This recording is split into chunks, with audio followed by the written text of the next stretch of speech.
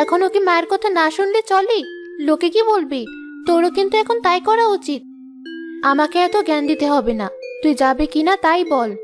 মোরলের বাগানে ওদের পোষা কুকুর পাহারায় থাকে, আমি যেতে পারবো না। বেশ, আমি তাহলে একাই যাচ্ছি, তুই থাক।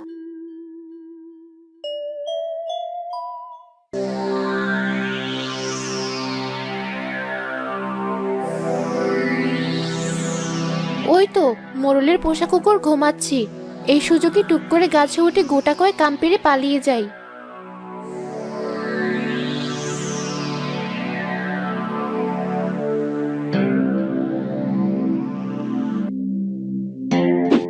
অনেকগুলো হয়েছে, এর চেয়ে বেশি হলেই নিয়ে যেতে পারবো না।